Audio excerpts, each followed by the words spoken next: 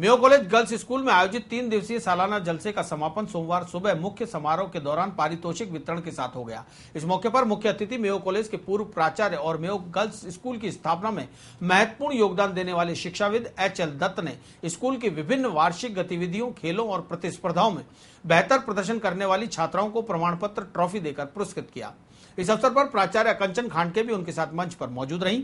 समारोह में अनेक गणमान्य अतिथियों के साथ छात्राओं के अभिभावक और स्टाफ भी मौजूद रहा, जिन्होंने विजेता छात्राओं का तालियों की गड़गड़ाहट के साथ उत्साहवर्धन किया।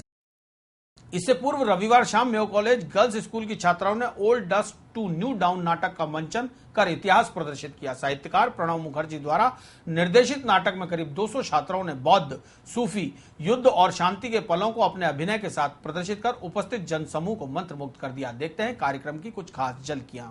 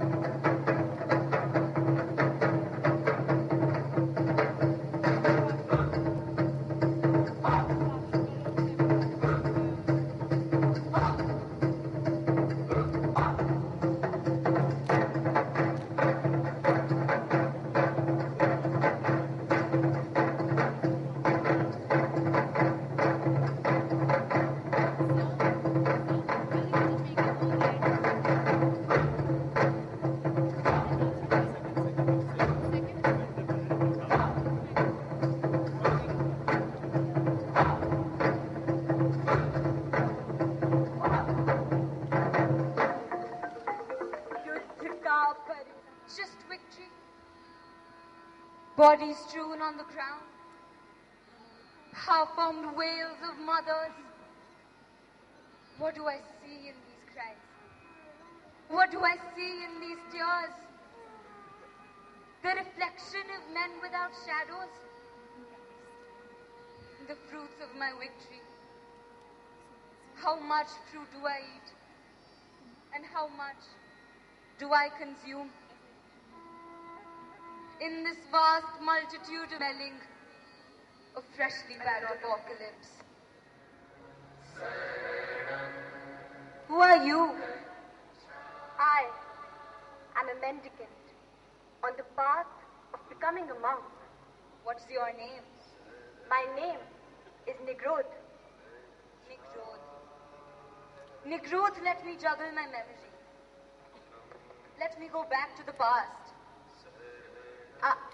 I can see one of my lost brothers in you.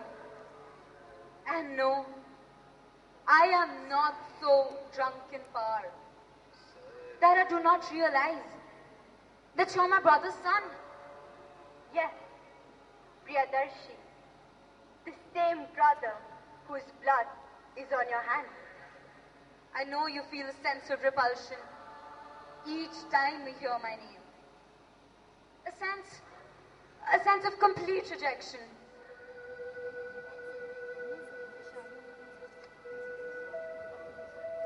बड़ी पर फतह पा ली है और इन्हें बंदी बना लिया है।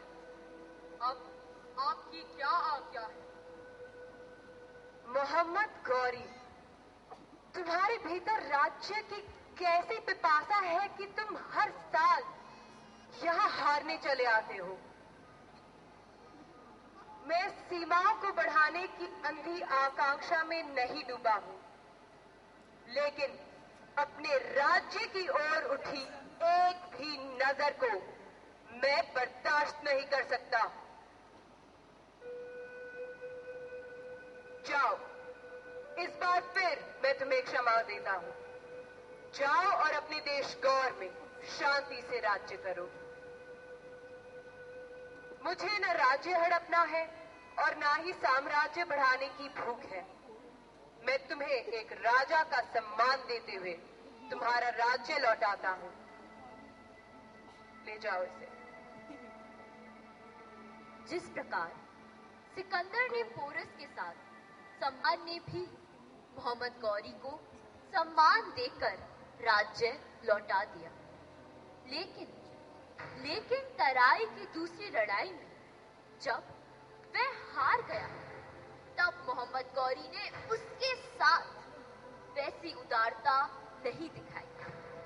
इतिहास और लोग दोनों में इस बारे में कई अलग अलग बातें प्रचलित हैं। शायद युद्ध के अंतिम क्षणों में पृथ्वीराज चौहान युद्ध भूमि में ही मारा गया, या किसी किंवदंती की ही बात सच हो, जिसमें बताया गया है कि पृथ्वीराज चौहान को बंदी बनाकर गौड़ ले जाया गया, जहां उसकी आंखें निकाल दी गई। कहानी कुछ यह है कि जब अंधे पृथ्वीराज और उनके राज्य कवि चंद बरदाई को मोहम्मद गौरी के दरबार में पेश किया गया, तब चंद बरदाई ने अपने राजा के शब्द भेदी बाण चलाने के कौशल का बढ़ा चढ़ाकर वर्णन किया और मोहम्मद गौरी ने अपनी कैदी की इस कलाकारी को देखने की इच्छा प्रकट की। 24 गज, 4 बात 24 गज, अंगुल अष्ट प्रमाण, तो ऊपर सुल्तान है, मत चूके चौहान, मत चूके चौहान।